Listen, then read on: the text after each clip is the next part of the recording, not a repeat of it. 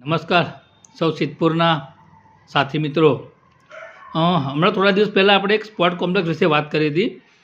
આજે એક મિત્ર દ્વારા મને જાણવા મળ્યું કે જ્યારે સ્પોર્ટ કોમ્પ્લેક્સ ચાલુ હતું ત્યારે ઘણા લોકોએ એની કોઈએ 3 મહિનાની, કોઈએ 6 મહિનાની, કોઈએ 12 મહિનાની ફી ભરી હતી. પણ અચાનક એક દીકરાનું પેલા સ્વિમિંગ પુલમાં ડૂબી જવાથી મૃત્યુ થયું.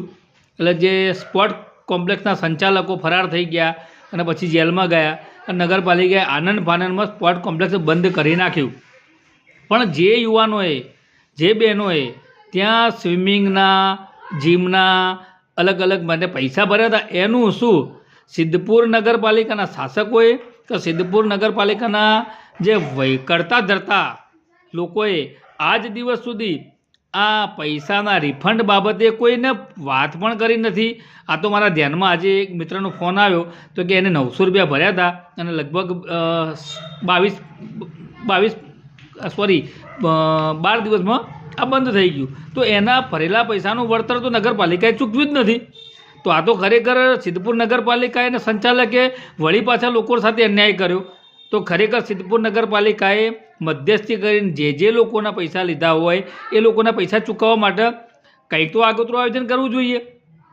આ તો કેવું, સિદ્ધપુર નગરપાલિકા કોન્ટ્રાક્ટરો અને બહારના લોકોને આવો અને સિદ્ધપુરના લોકોને તમે લૂંટો. એટલે આ સિદ્ધપુર નગરપાલિકાના શાસકો એવા તો તમે ખરેખર કેવા ચૂંટીને લાવી દીધા કે બહારના લોકોને તમારા ઉપર થોપી બેસાડવાના, તમને લૂંટાવરાવાના. કોન્ટ્રાક્ટર તો બહારના આવશે. જે તમે કોઈપણ નગરપાલિકાનો કોન્ટ્રાક્ટ જો બહારનો, કારણ કે જો સિદ્ધપુરનું લોકલ હોય તો કટકીમાં લોચો પડી જાય, કમિશનમાં વાંધો આવે. એટલે જો દરેક વખતે બહારના કોન્ટ્રાક્ટરોના આ વખત મેળાના ચકદોરના મેળામાં સિદ્ધપુરના સ્થાનિક લોકોએ પણ ટેન્ડર ભરતા પણ એમને ઇરાદાપૂર્વક એ લોકોને ટેન્ડરમાંથી બહાર કાઢવામાં આવ્યા.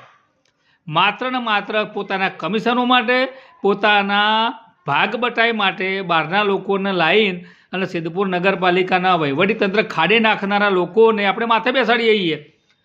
ભાજપ કરીને આપણે લોકોને માથે બેડવા, હિન્દુત્વની વાતો કરવાની, મોદી સાહેબની વાતો કરવાની. પણ આ લોકોએ તમારા બાળકો માટે, તમારા માટે શું કર્યું? રમતનું મેદાન તો બહુ દૂરની વાત. આ સ્પોર્ટ કોમ્પ્લેક્સ જે હોય એને પણ ચાલુ કરતા નહીં. આ બનાવ્યું સ્પોર્ટ કોમ્પ્લેક્સ શું એમના સ્વિક સેન્ટર માટે બનાવ્યું હતું કે આ લોકોને તાઇફા કરવા માટે બનાવ્યું હતું?